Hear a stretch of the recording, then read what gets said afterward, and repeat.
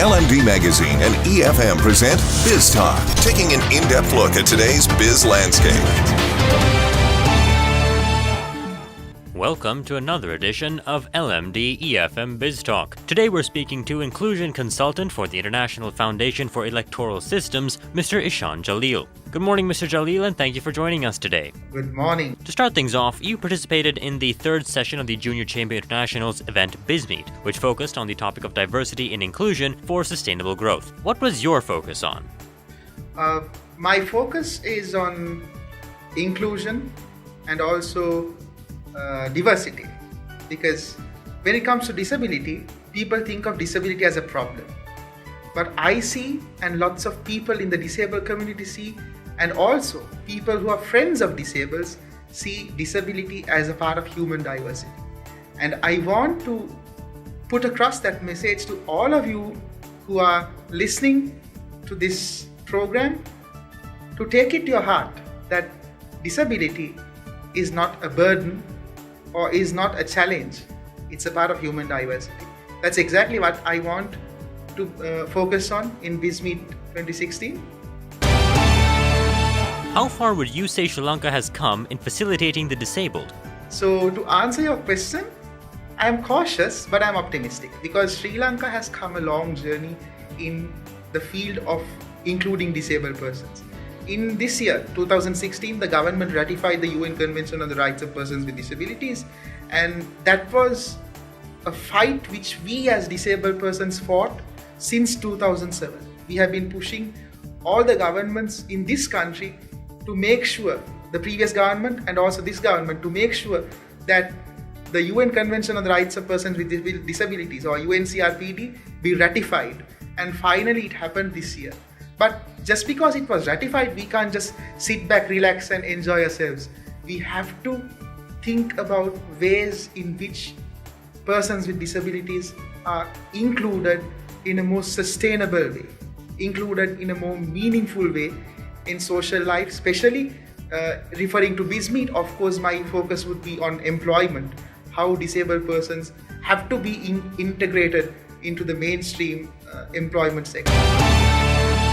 You spoke about the milestone we achieved this year in giving people with disabilities equal rights. What can you tell us about the road to that achievement?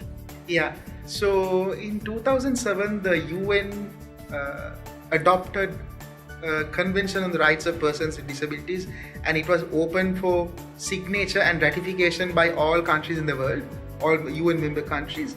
And many countries, including Sri Lanka, signed it in 2007. And Sri Lanka signed it thanks to an effort which was launched by many disabled people's organizations urging the government to sign the document. And it was duly done. However, signature is a very basic primary first step. The next step, the next most important step, was to ratify. And I know, as a disabled person, and many activists in this field know how hard it was, how hard the struggle was. From road marches to letter writing campaigns to media interviews to protests, everything on earth, all possible measures on earth were taken by disabled people in order to push the government, to pressurize the government to ratify the UNCRPD. And happily, I must repeat to you that this year it was ratified. And now the most important part is implementation. How it has to be implemented through a coordinated mechanism between the government, civil society, persons with disabilities and also the public. Because at the end of the day, if all these things are on paper and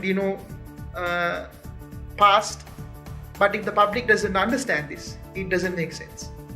So yeah. How big a role does education play in promoting an equal and inclusive society? Right. So now even this interview which I am giving is a part of civic education, is a part of educating the public about the importance of thinking about disabled persons on an equal stepping, on an equal ground. So like that, education definitely plays a major role. I believe that in schools, in universities, there should be more focus on this whole array of educational method called inclusive education, where persons with disabilities are given an education along persons without disabilities, so that persons without disabilities can see persons with disabilities and realize, okay, these people are also human and they also are getting the same education as we are. And that's exactly what should happen in this country. Today's society has put great importance on political correctness and avoiding offense, which has led to an unfortunate side effect of people being afraid to interact with the disabled for fear of accidentally or unintentionally causing offense. What is your advice to those who are afraid that they may inadvertently offend someone living with a disability? Right. So the answer would be, come out of your shells. People are very conveniently stuck inside their shells. They think about all the things around them in a particular way, and thinking is not enough. Coming out, engaging and interacting with people, with persons with disabilities and with other, let's say, other marginalized groups, that's what can change you. For me, I have a personal experience. There's this friend of mine who's actually my best friend right now, but initially she did not want to communicate with me because she was afraid that I'm a disabled person. My goodness, don't know what this person will say and all that. But the moment the interaction started, the moment the engagement started, everything started to change. So that's exactly what I want you all to understand.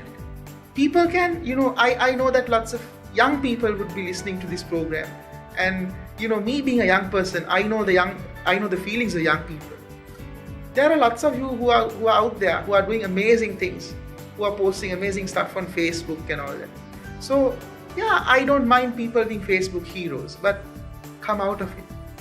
Come, keep your feet on the ground and face the reality, and then you will know that this is not just thinking or fantasizing or imagining.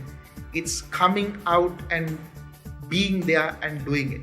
Thank you very much for your time and insight, Mr. Jaleel. My pleasure. Tune in every Tuesday and Thursday for more insights from our business community. You can also log on to efm.lk and lmd.lk/lmdtv for a visual experience of Biz Talk.